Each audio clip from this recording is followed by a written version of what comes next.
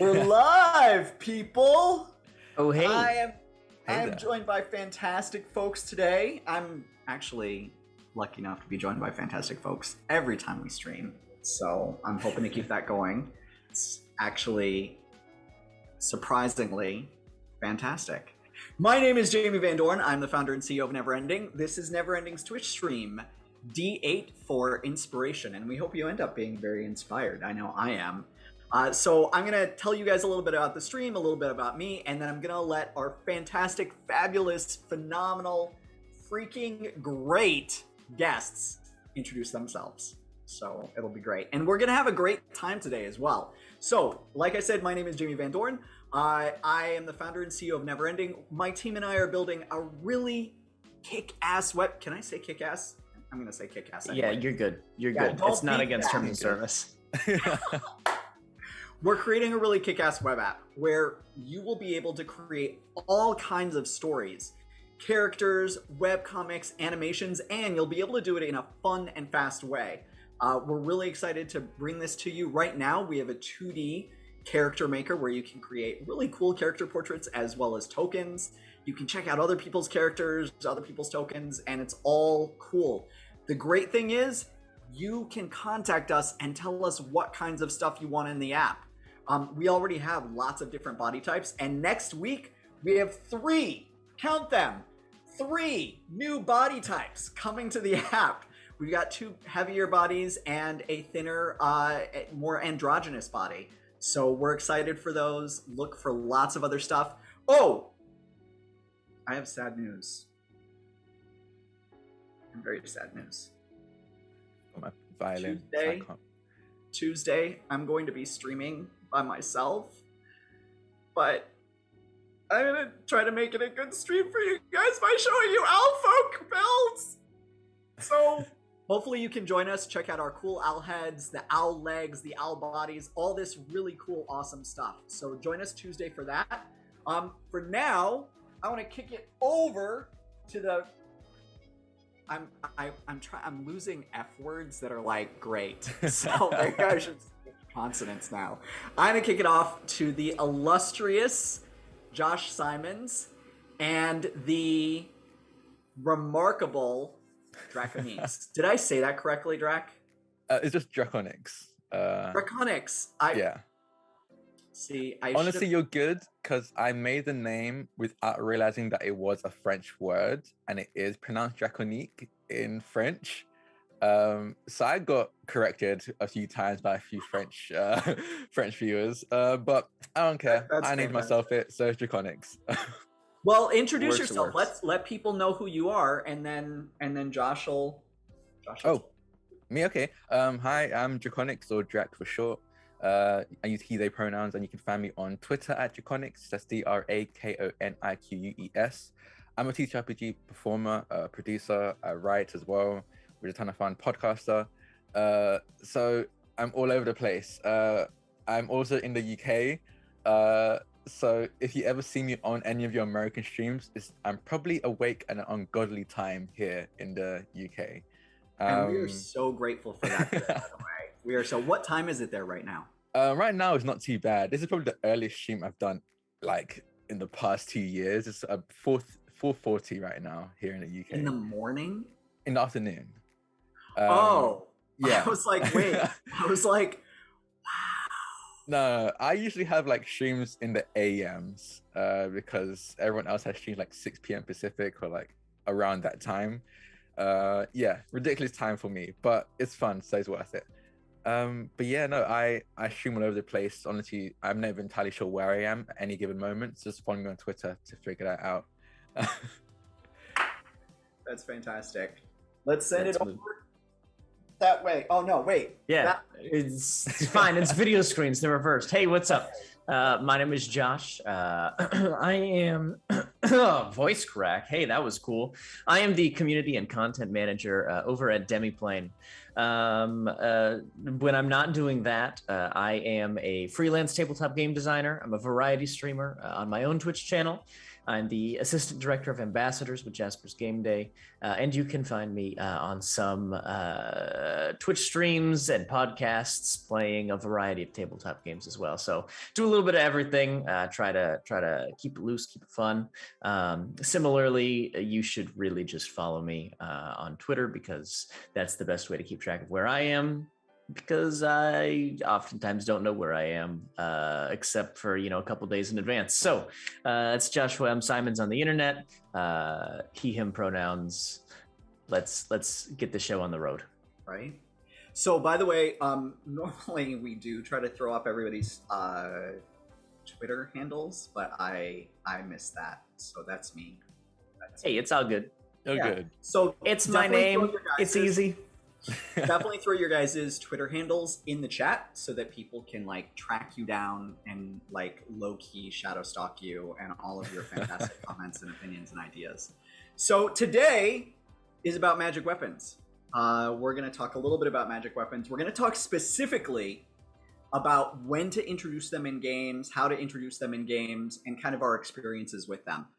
Because magic weapons are powerful. We all have kind of this, they definitely impact our games. And I don't know about you guys, but in my earliest days, I wanted my character to be a crazy munchkin. I just wanted them to be super powerful. But interestingly enough, when I was first DMing as kind of a baby DM, I kind of did that too. But it's weird because I tended to do random drops. So I treated magic weapons legitimately like you're in a video game. You open a chest, you have no idea, which can be kind of cool. But the downside of that is you end up with weapons and equipment that the party has absolutely no need of. It doesn't, they're oh great, another set of gauntlets of ogre strength, fantastic, and a +3 spear. I don't use a spear. You do now. So, which changes up a lot of things. So I tended to give away a lot of magic items and just kind of throw stuff out there, which can create a lot of unbalancing in the game and can make it really hard as characters progress. One of the things that I found that's interesting is that I don't know why I just stopped to blow dust off my keyboard. It's a total ADHD. It's very important. It's very important. Right? Midstream. Shoot, there's dust. Let me take care of that. But with 5e, what I've noticed is there's so many cool abilities and stuff. I've almost become too stingy with magic items and magic weapons. You get a lot of traction out of stuff because there's so many abilities. And so I'd love to hear your guys' thoughts about this in general. So I've GM'd maybe once or twice, most of them one shots. I'm going to be starting a campaign soon, which I'm very excited about. But from those experiences and just my experience from being a player, I've always kind of liked starting with a magic item. Nothing ridiculous, not a legendary or artifact or anything like that, an uncommon item. And because a lot of people like having their characters be special from the get-go, and having something like an item, especially at lower levels, because let's be honest, at level 1, a strong breeze will probably kill your character. So in that department, it's going to be very hard for you to feel like a hero just yet. So at least having a cool item, especially if it's linked to your backstory, is a lot of fun. I agree with that. And in fact, one of the last campaigns I ran, I gave everybody a common item. I don't know where I found this list of common items, but it was one of them was a cloak that just changed colors and styles. So not huge, you can just change the color and style of the cloak. Yeah. And then somebody else had essentially an herbalism pouch that refilled periodically with just common herbs. Oh, no, lies and deceit. It filled with spices and stuff. So you could always kind of spice and flavor your food. So it was all, which is kind of cool, right? Yeah. Because then I feel especially for example, the spices and stuff, then it can make you can actually lean into your character being a cook, for example, or or at least coming from a family of cooks. It doesn't have to, it just lets you do things that unfortunately that aren't really abilities for, unless you like take a feat in. I think there's a like chef feat, but like most people aren't gonna use an ability score increase or feat to get that feat. So just giving them an item to like add mechanic to the backstory is always kind of nice, I think. So I personally not too stingy at the beginning.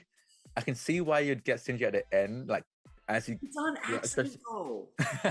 Accident. I'm not like no magic weapons.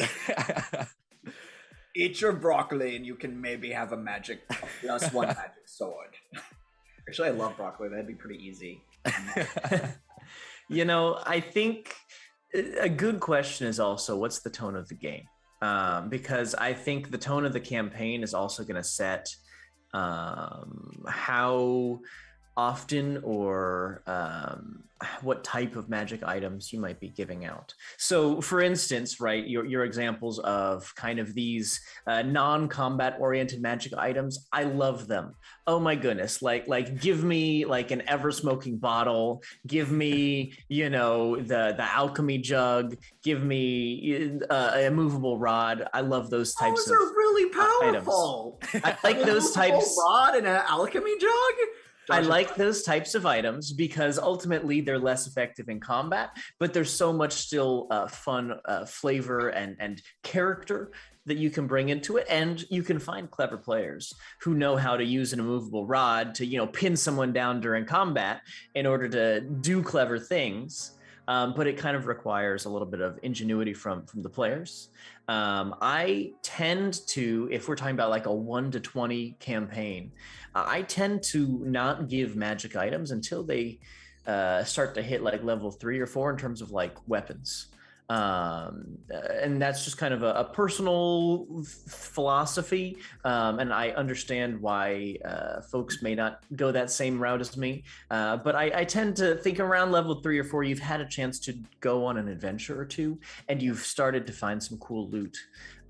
Obviously, you'll have an opportunity to go buy like health potions. I don't begrudge anyone potions. I don't, try to keep people from having access to things.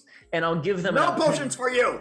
I'll give them an opportunity to buy things. So, you know, like maybe cumulatively the party has earned 500 gold up to about level 3. So maybe there's a 300 gold, you know, magic item that's got some significance. If you start to look at how much things should cost, like an uncommon item is somewhere, I think, in the 300 to 500 gold range if you're using the Xanathar's Guide table. So you could get an uncommon magic item, a weapon of some sort, but that kind of requires you to pool your resources, which is just, again, like there's a component to the game which is resource management. And so I try, at least in the early levels, not to just give away free stuff too much.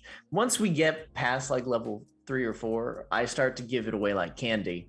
Gosh, it's because like, at that you get point, a magic weapon, you get a magic weapon, you get I feel artifact, very much like Oprah. Yeah.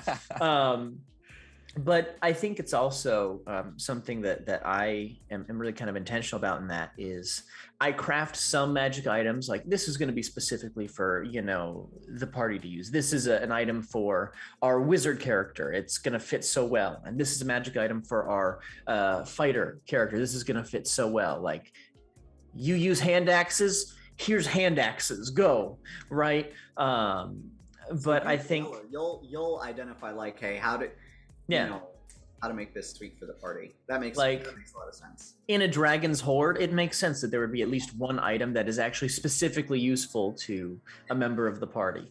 And so it'll like happen. Plot armor in a way. It's like you're activating plot armor just in a different way. In a little bit. Yeah, definitely there's a component to that. But I really enjoy the power that magic items have as like the crux for an adventure. So I recently ran an adventure where one of like the key components of it was in this unmarked grave, the players found a dagger without any blade.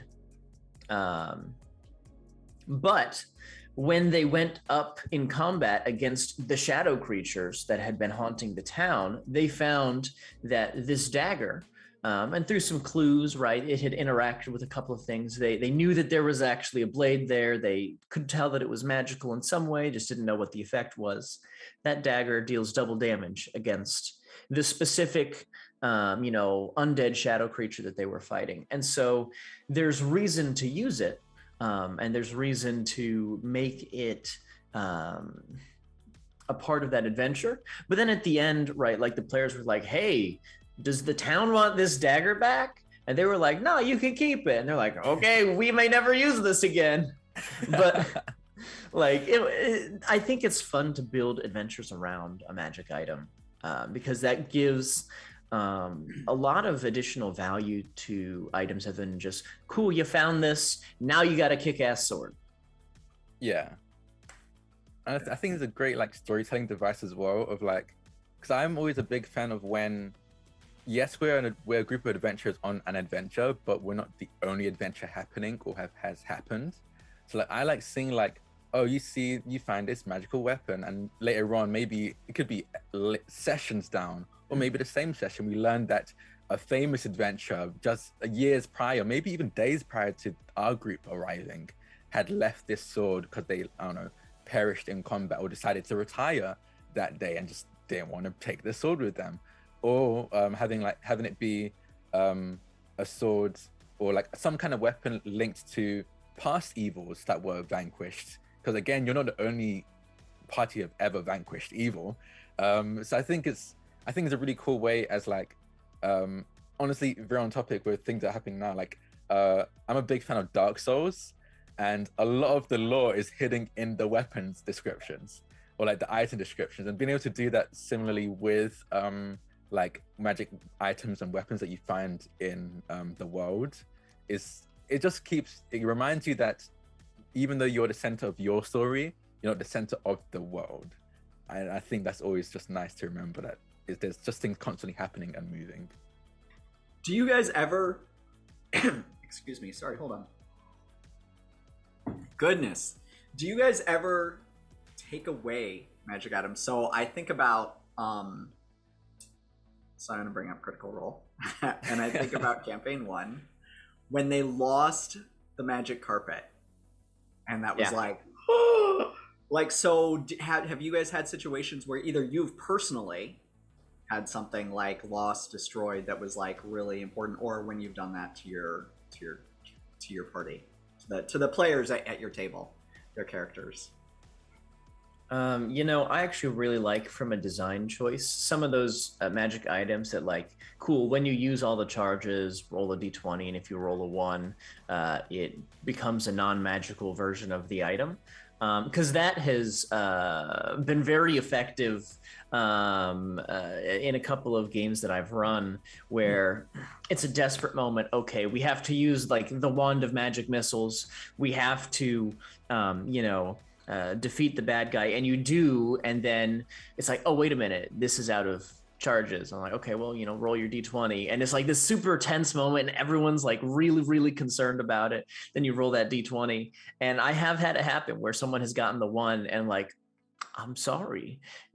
As you're holding the wand in your hand, moments after combat ends, you look down and you realize this is just a stick.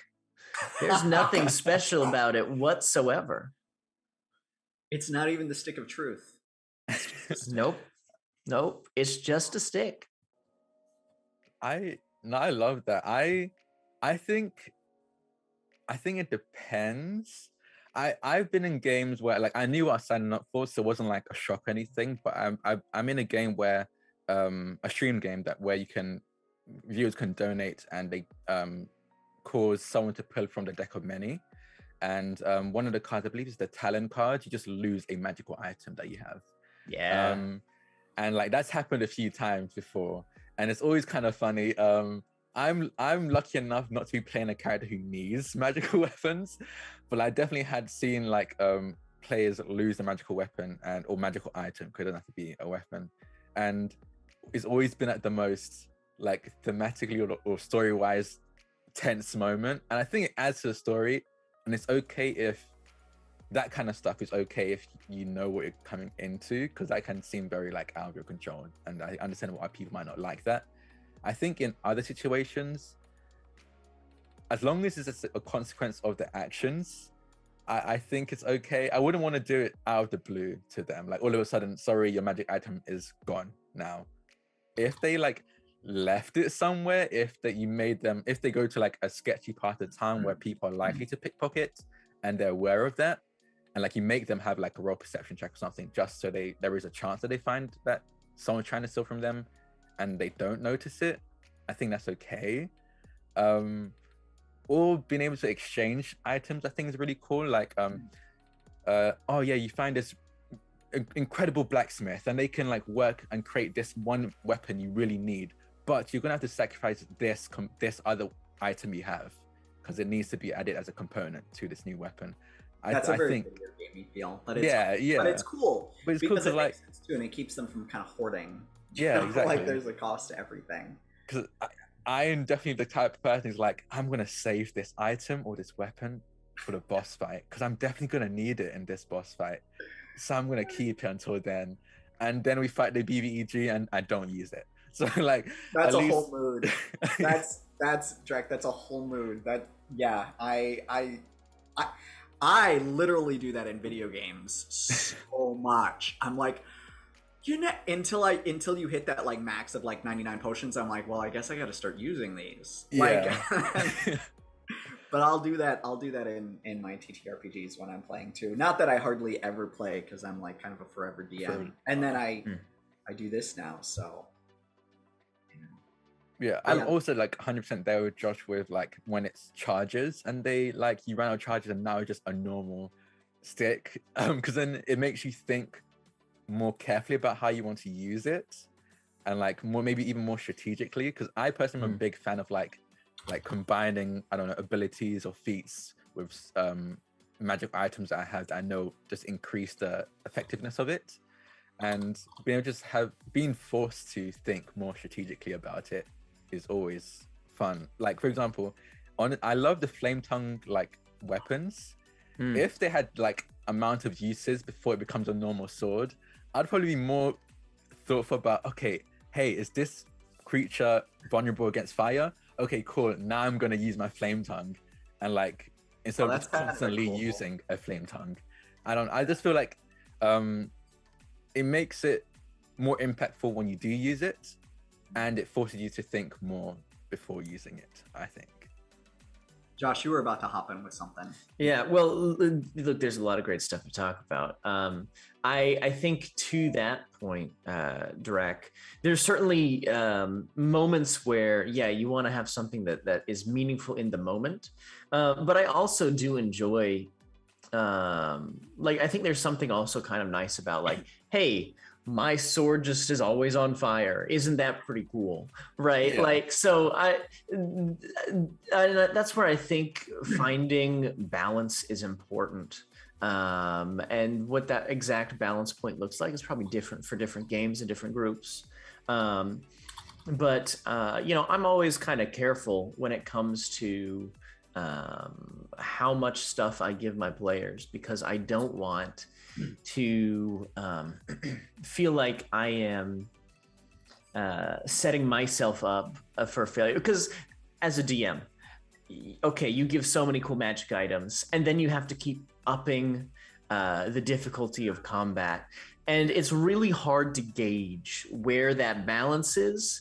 And because of how reliant combat is on luck, if you keep amping things up because I've given them so many magic items, and so they're just destroying all these monsters I'm throwing at them that technically they shouldn't be able to beat. Like if you're running off of like, you know, experience per day or CR, like they should not be able to beat this monster, but they did it handily because of all the magic items I gave them. Yeah. So then you bump it up one more time, like, okay, let's make it a little bit more difficult in combat, and then the party has a really bad couple of rolls, and then you just mop the floor with them, and it makes it very easy, I think, to feel like a failure as a DM when you miss that balance, because it can be frustrating for the players. It's frustrating for you because you wanted to challenge them, but not necessarily get into a place where you have to then cleverly come up with a way to avoid a TPK from the monster side of things. Yeah. So that's why I'm always kind of very hesitant about magic items. I give lots of them, but I really like the wondrous items that tend to be a little less combat oriented. I don't mind handing out potions regularly. I don't mind handing out spell scrolls regularly, especially if you've got a wizard in the party. Spell scrolls are your wizard's best friend. Don't make them go and buy books to learn new spells. Just give them spell scrolls here and there. It's great. But I think there's really a balance to be struck there.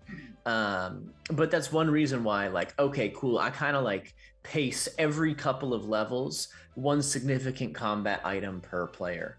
So, you know, if you got a party of 4 or 5, you know, that's still like a significant magic item at every level milestone or something like that. But it kind of works out because, okay, well, you know, the wizard isn't going to wear this heavy armor, so it's going to go to like the cleric or the fighter. And then, you know, unless your wizard is a mountain dwarf, in which case, you know, in that case, you just have to be prepared to never hit your wizard.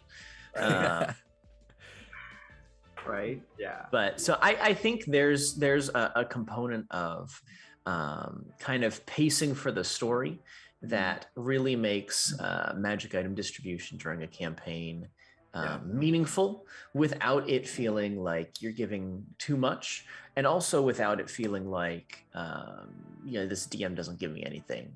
Why can't I have toys too? Yeah, and without it becoming like a lot of work tracking everything for them, because, you know, the other way, just to your earlier point, Josh, that you can handle some of these challenge things is resource attrition. So they can hit like stuff that that is just hard enough to get them to start using things before you hit them with something a little bit harder, you know, and it becomes this kind of resource attrition thing. That's why I love undead hordes. Just love them because they're gonna use up, like, you know, individually they're not that bad, but they're gonna really use up, you know, the fighter's action surge, the wizard's AoE spells, because they have to, because of action economy, they have to get through those, even with, you know, goblins and kobolds and stuff who might just do things like try to grab as much as they can and run, you know, which is the kind of, that's how sometimes parties end up losing stuff. You know, they've got all their magic weapons and stuff that they don't use all the time, and that bag of holding, which is on somebody's horse, you know, which gets stolen by some goblins, or the saddle, you know, strap gets cut and that gets taken, and they're like, frick, you know. So there's some interesting ways to handle it. I think it's really cool though that there's many ways to handle magic weapons and magic items as there are magic weapons and magic items, and it does come into this kind of low magic versus high magic worlds as well. So some pretty cool stuff. Like, I was in a hopefully it's coming back because I really enjoyed it, but I was in a Realm of the Frost Maiden campaign, and it's just the general setting itself is when it comes to items, at least, is very low magic, that you're not going to be getting like magic items frequently. I don't think anyone has a magic item. I think it's so rare that I think there was the spoiler if you haven't played any of the Realm of the Frost Maiden module, but at some point there's a cauldron of like, just you pour water in it and it just becomes stew, and it just constantly does that. And like that was like mind-blowing to anyone in. I could use that cauldron in my life. No, like, especially it's winter in Cleveland, like stew on command. Yeah, some good hearty, like, I love that. Yeah, and like that, what in that setting is mind-blowing. So for that to be that like ridiculous, and then for you to also have like a legendary item just hanging out somewhere, doesn't really make sense for the world that you've kind of created. But in like, maybe in games like, I don't know, maybe like probably like Eberron, I feel like it's probably much more like magic item ready in comparison. Like not finding a magic item in Eberron would feel kind of like you're missing something. So yeah, it definitely does depend on what kind of setting or what kind of world you're creating or playing in. So we actually have, I want to mention that we have a cool magic item card contest, magic weapon, not just items, magic weapon card contest over on the Unearthed Arcana subreddit. So, you know, in our character builder, we have a bunch of weapons that you can equip to your character that they can hold on to. And so we turned 193 of these into magic weapon cards. Thank you to Dan and I. Oh my god, what's Dan and I's last name? Zimbabwe. One of our illustrators who like spent hours putting all of these on cards and making them look nice. That was fantastic of him. But we got all those up, and then you know, basically people are using those as inspiration to create these really cool magic weapons. And I think it might be cool to go check out a few of them. What do you guys think? Yeah, let's do it. What people did. All right, I'm gonna pull up one, and the legendary Babs is from Chaotic Tiefling, who is producing this for us. Thank you, Babs. Going to, I know, right? Thank you, Babs. Is going to go ahead and probably switch over our thing once I figure out how to open something up. Give me a second. Let's see if I can do this. Oh, look, there we go. Hold on. I'm going to. Hold on. I'm gonna see if I can. Oh, there. I'm on it. Let me know when that's up. I can see it up on the stream, so we should be good there. Sweet. I think this one we had checked out before, and also the image doesn't show up, so we're gonna skip this one. Give me 1 second. I apologize, guys. It's all good. Good, yeah. While you're working on that, Strike here in chat has asked, what is the best non-combat magic item and why is it the Immovable Rod? Not to that point, I just want to say, because you can do literally anything with the Immovable Rod. Do you want to lock a door? Boop, Immovable Rod. Do you want to climb a mountain? Boop, Immovable Rod. Like literally anything you want to do, you can conceivably do with the Immovable Rod.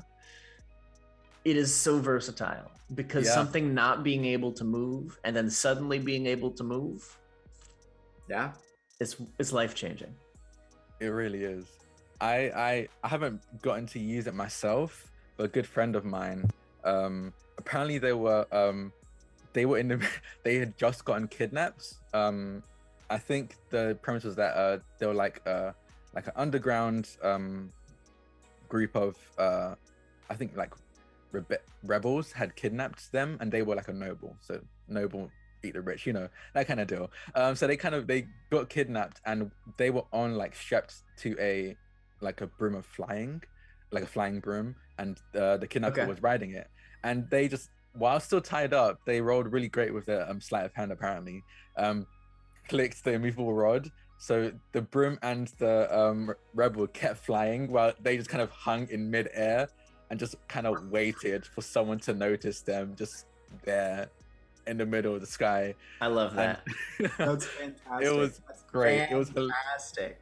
It was hilarious because the rest of the pile was like, oh no, they got kidnapped, let's go find them, and didn't realize that they had rescued themselves, so they ended up going to the rebel camp.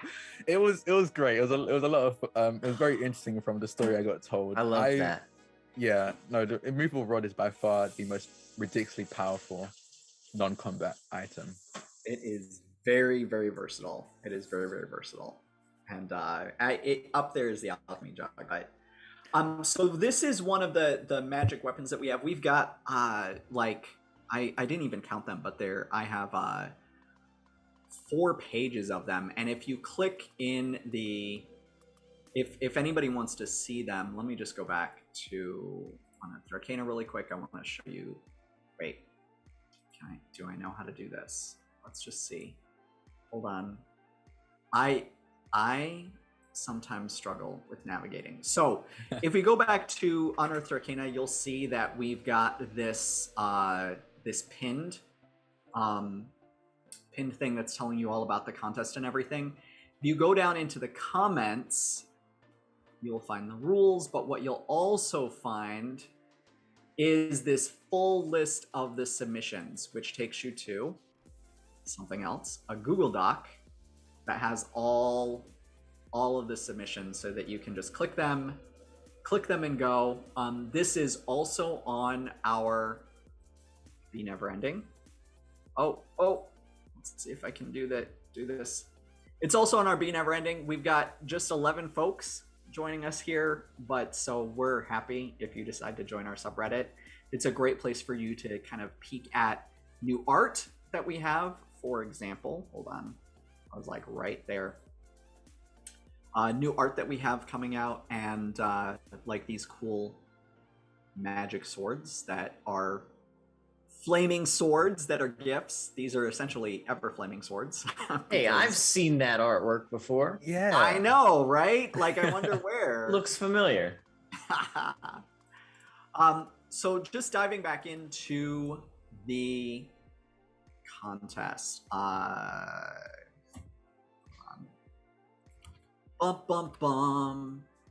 So we have this. Somebody picked this cool image.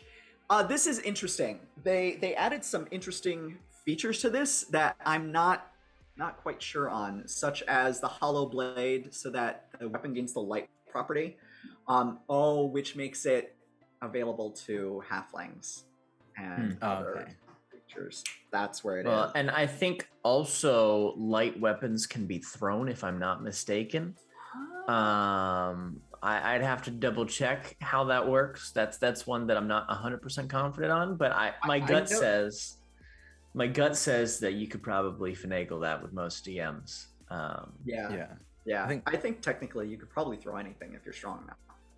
But you're right. I think I don't know if it automatically gains the thrown property, but there are probably some rules around it. This seems to be really about damage, though. This is plain straight up a lot of damage. Although it's interesting because it's only an extra 1d4. Go ahead.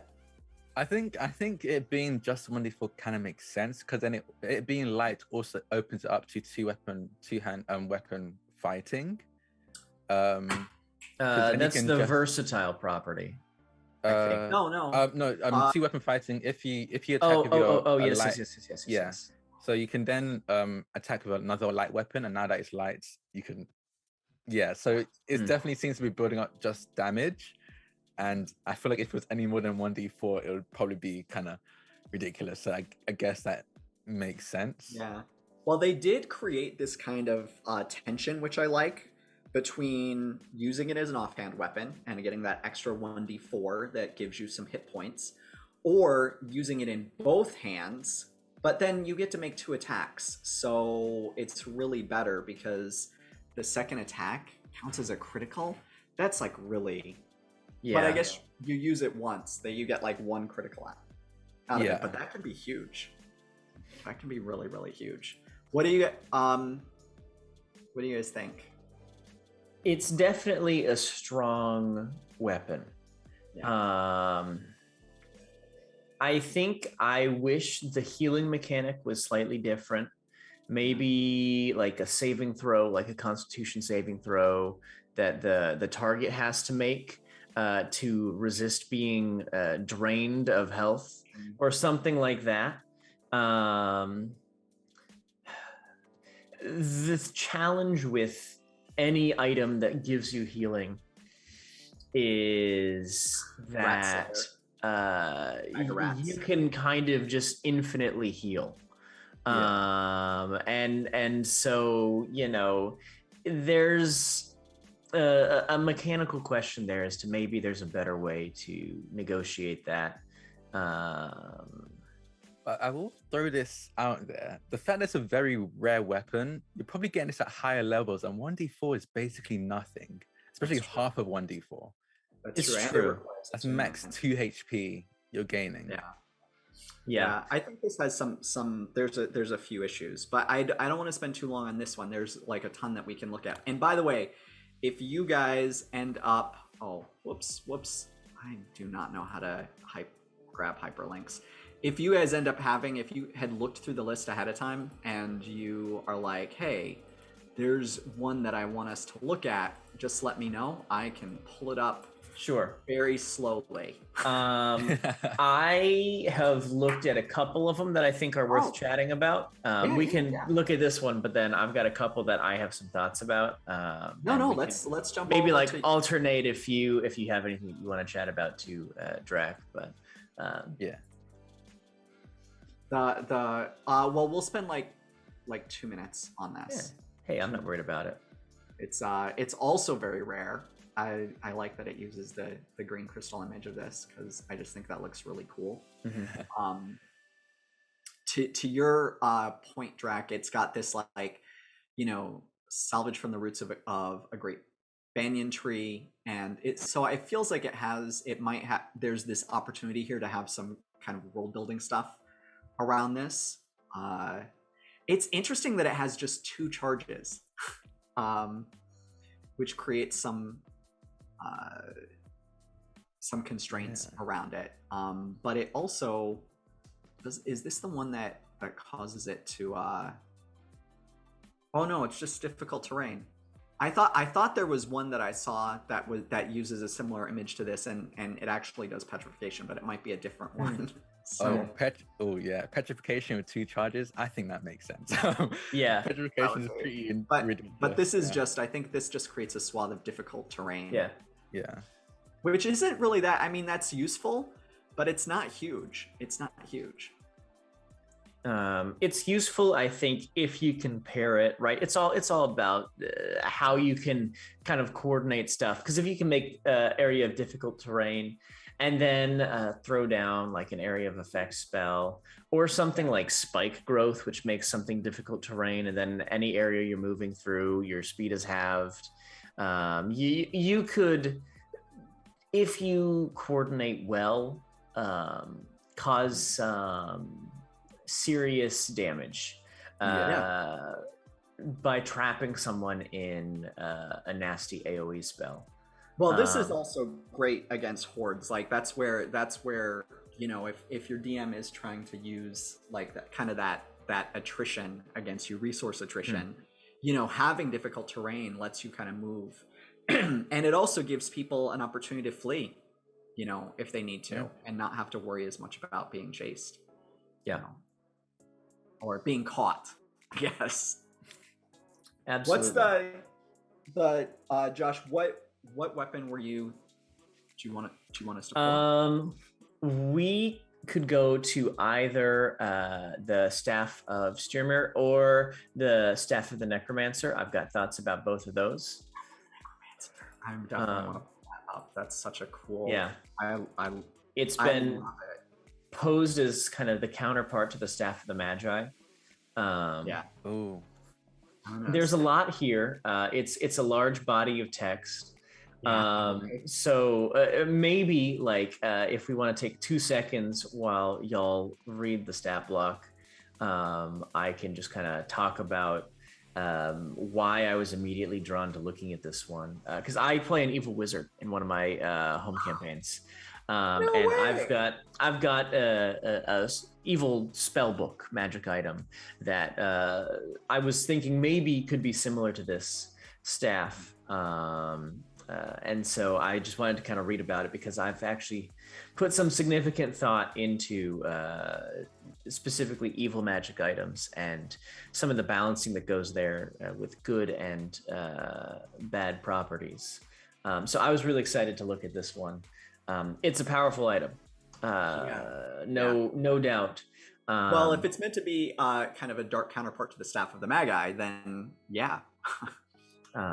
This one, it packs several punches, but I like the versatility of it. And of course, there's the random properties with the minor and major beneficial and detrimental properties. It means that you don't necessarily know exactly what it's going to do until you roll on that table, which is kind of exciting. But there's so much spell casting with charges linked to this staff that it feels like it would be overwhelming to use to some extent. Really cool item. There's so much cool that you can do with it, but I feel like can this imagine. would be a great villain item. Oh yeah. I'm curious because that's interesting to me. What makes an item evil?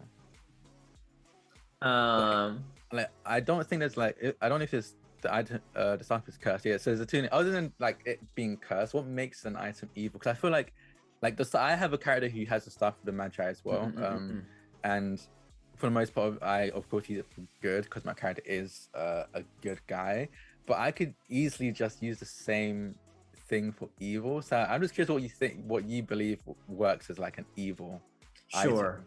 I think. Let me just jump in. I think unabashed capitalism will make an item evil. I can agree with that. Yeah, that makes sense. Yeah, those are two things. But Josh, what are your other thoughts? Well, so what had initially drawn me to this is the item that I have in my home campaign requires attunement by someone of an evil alignment. The staff of the necromancer does not have that, so you could have a good necromancer. I'm not going to tie morality to a school of magic, even if traditionally necromancy it kind of tends to fall in the evil camp, just because there's some maybe ethical questions as to what you're doing with dead bodies and whatnot. But I think particularly the soul siphon ability here is one that makes me wonder, like, hey, am I the good guy if I'm using that ability? I was like, cool, let me just steal your soul to make myself more powerful. Like, that'd be cool. That feels good. Right?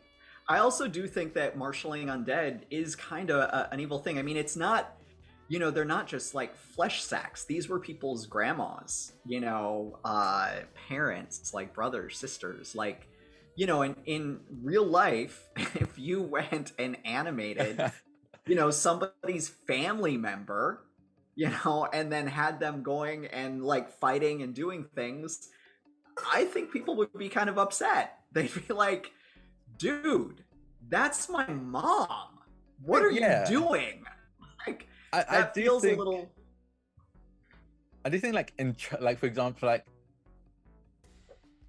I think that obviously like the whole like consent thing, and I think that's very important. But then that also seeps into like other schools of magic, like illusory magic. I think is probably just as evil because that's essentially magical gaslighting for the most part. You're tricking people into believing what you want them to believe.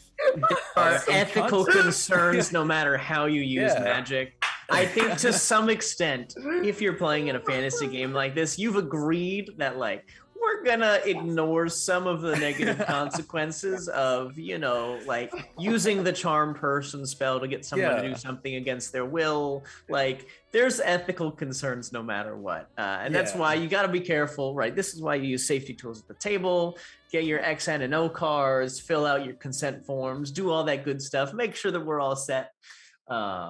But I do, as I conceive of this magic item, it would belong to, a powerful necromancer that you come across around like 15th level or something, give or take.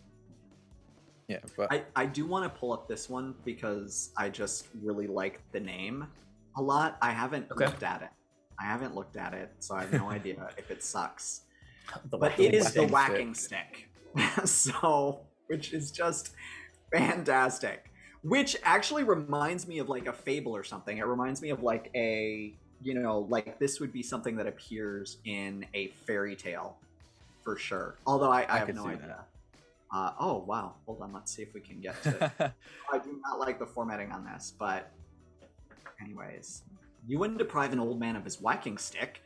This unassuming wooden cane can be used either as a staff or a bludgeoning weapon. The staff has 10 charges, which can be used to cast Dominate Beast, Confusion, or Charm Monster.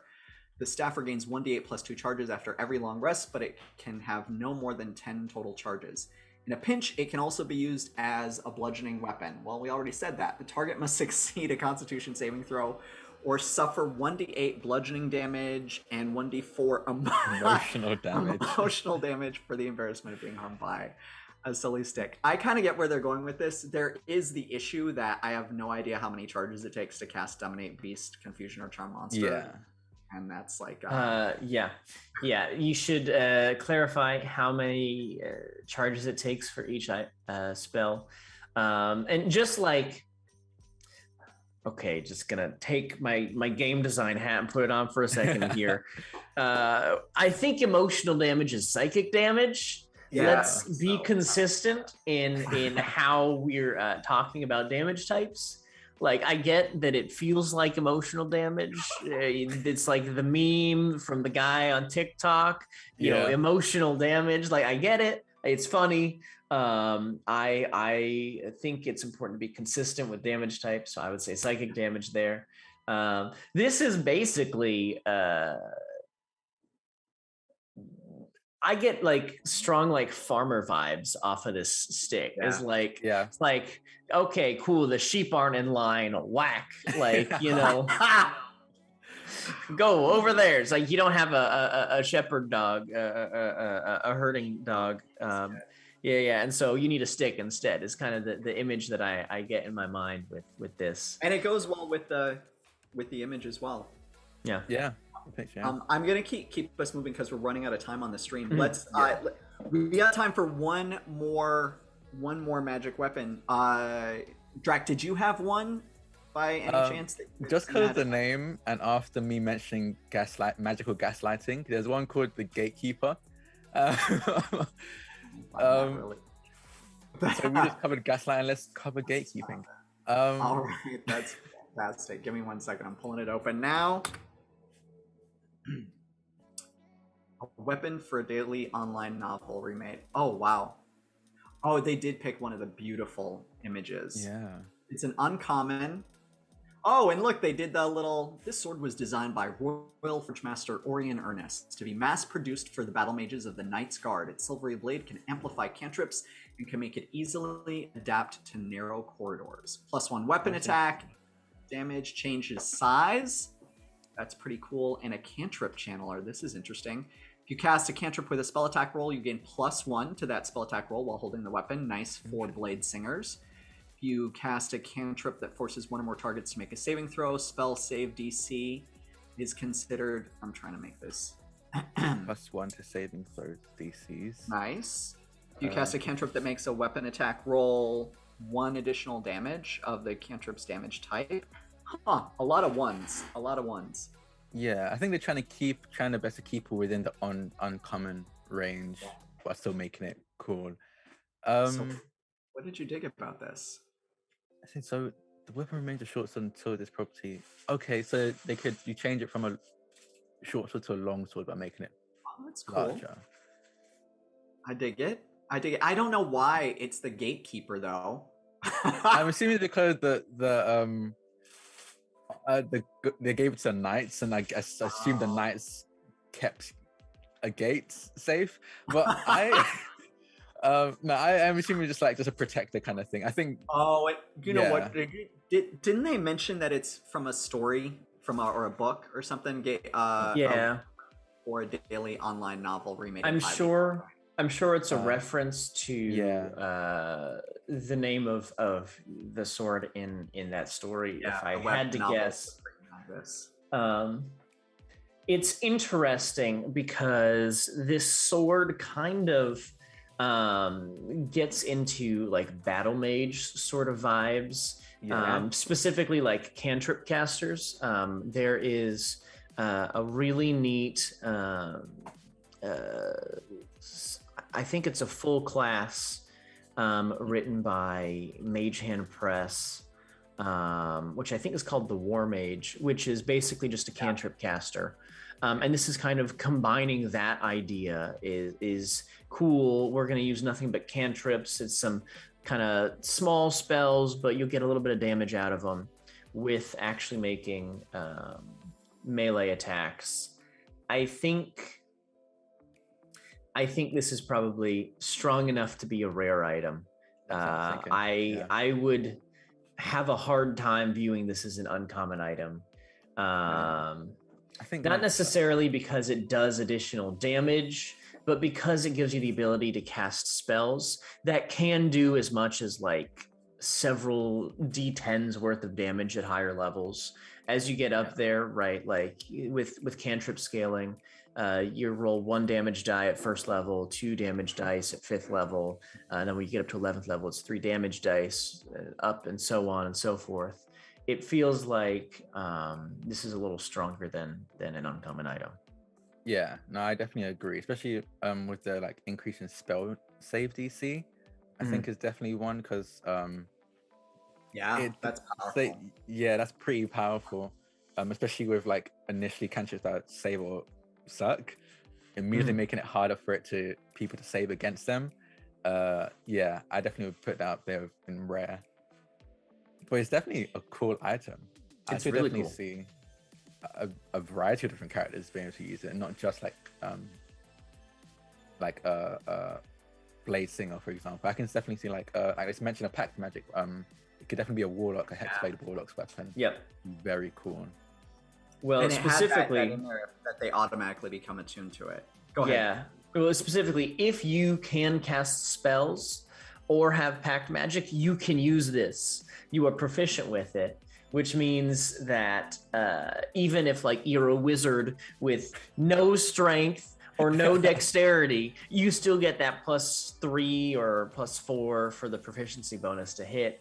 While you may not be quite as likely to hit, you get +1 to weapon attack rolls and to damage rolls. It's worth it to just basically use this pretty much no matter what spell casting class you are. But I think in particular, like clerics, bards, this would be so dangerous on because they tend to already have the capacity to do both weapon attack damage, but then also spell casting damage. And so you basically get 2 attacks in 1 turn with this item. That in itself is strong because it's throwing off the action economy. Yeah. I want to just we're out of time, but I just want to give an honorable mention. We're not going to dive into this, but I wanted to mention this magical weapon, Elven Axe of Execution, only because it is so atypical. You do not think about like daggers, bows, long swords, like elvish, sure. You know, maybe even a spear, but a great axe, very unexpected move. So just I think for that reason, this is like a huge damage dealer. Like I said, we don't have time to jump into it, but I just thought it was worth mentioning because I think it's cool when people do a little bit of the unexpected with some of the choices. Because, you don't always, you have an elf, you don't always want them to just do longsword and bow, So I'm going to stop sharing this. We can go back to our regular non-shared screen I think stuff. Go ahead. On the topic of elves and axes, like to some extent that is perhaps a stereotype just from a bunch of fantasy tropes. And so not necessarily something that we have to be too beholden to. I think one of the benefits of fantasy is you can in fact you want your elf to not be the nimble forest ranger, like that's cool. That's part of like the fun of imagination. But like assuming it's called the Elven Axe of the Executioner.